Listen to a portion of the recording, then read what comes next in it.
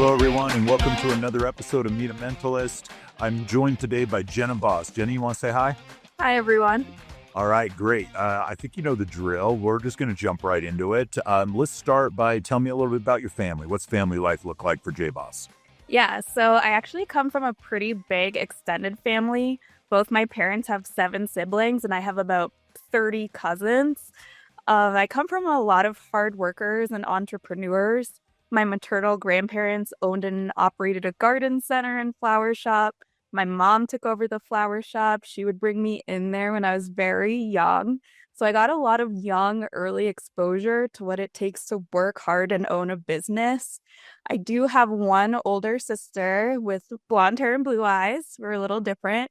And a brother-in-law and some nieces and nephews. And for the past year and a half, I've been living out here in Denver with my dog Lily. Okay, covered a lot of ground there. You also covered my next question. You're in Denver for the last year and a half. Where'd you live before Colorado? Yeah, that's right. So about a year and a half ago, I moved to Denver from Boston, where I grew up and lived my whole life, and then took the journey out here. Awesome, that's great. So, what do you do for the agency? Yeah, so I'm the Chief Growth Officer here at Instrumental. I just celebrated my 7th anniversary, and I oversee our growth services. So I help ensure the long-term success of our client partnerships, both with us and with their HubSpot investment. So helping to enable HubSpot's mission of growing better through their platform. And we use strategic account management and some marketing and sales strategy, and also some HubSpot expertise in order to do that for our clients. Very good. C-suite probably correlates with some of that entrepreneurial spirit that you got from your family lineage. Yes. It's genetic, yes. Okay. Well, you were built for this. You've been here 7 years. That lets maybe another cat out of the bag, so to speak. But you obviously haven't always been the chief growth officer. So pretty awesome career journey here at Instrumental Group. We'll talk a little bit more about that. This is going to build probably on top of that 7 years. But how long you been in the industry overall? Yeah, so I've been in the industry 15 years, was introduced to HubSpot maybe a dozen years ago, but I was also definitely one of those kids who was coding HTML into their MySpace so I could use like a pink font or whatever when I was 14. So I don't know if that counts, but I typically say 15 years.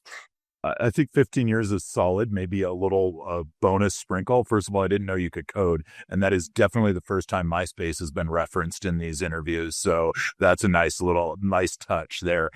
Okay. What's the coolest thing you did in the industry last week?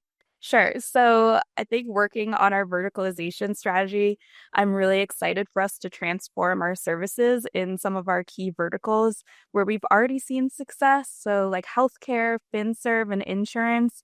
I'm really diving into healthcare right now, and there are a lot of ways in which I enjoy supporting the goals of our healthcare clients because it provides a lot of meaning and I can empathize with their challenges a lot. Like they're balancing compliance and also trying to be empathetic and keeping patient data safe. And they also want to ensure they're connecting with their patients or prospective patients and getting them to the services that they need. So that's been a really meaningful journey to think about the positioning and the services around those verticals.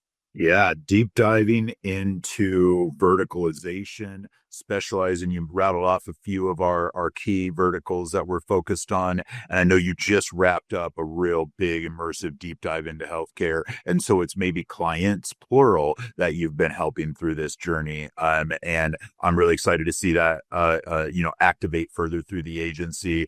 All right, good. So our chief growth officer, Jenna, working hard on, sort of future proofing the agency with vertical specialization and immersing ourselves into what it takes to solve for clients in a really meaningful, deep level, and certainly help clients work through their challenges is what I heard a couple examples of. Really good. All right, let's totally switch gears. Like, what's Jenna do for fun when you're not working, when you're not being entrepreneurial? What do you do?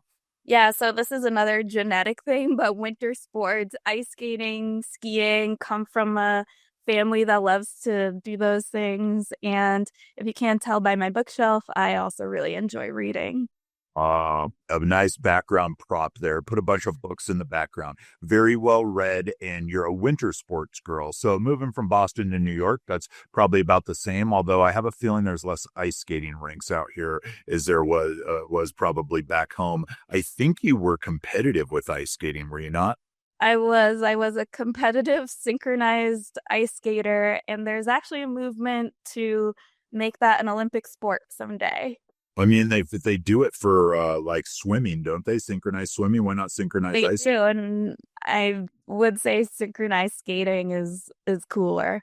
Yeah, Will come for me in the comments for that, but sure. Yeah, let that debate rage.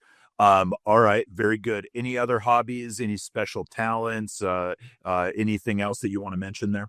no, I think the ice skating was my special talent. I let that one lapse, but I did have a fun hobby. So MK, who is our VP of Revenue Acceleration, she and I both have a season pass to the Alamo movie theater. So sometimes we'll go out of our way to see an indie movie or a classic or something that's a little bit different. So we've been cinephiles as of late, and we'll see if that continues. I didn't even know that was a word. That's very sophisticated. Great example of a hobby or special interest, maybe. And maybe we'll get to meet MK on a future Meet a Mentalist. Okay. You've seen these before. You know how we close these things out. Something with impact, a favorite quote, something that maybe inspires you, something you think will inspire others. Sure. I've had this quote in my back pocket for probably the last 10 years of my career. It's my compass. It's by Seth Godin, author of Lynchpin, which was on my bookshelf. And the quote is, people do not buy goods and services, they buy relations, stories, and magic.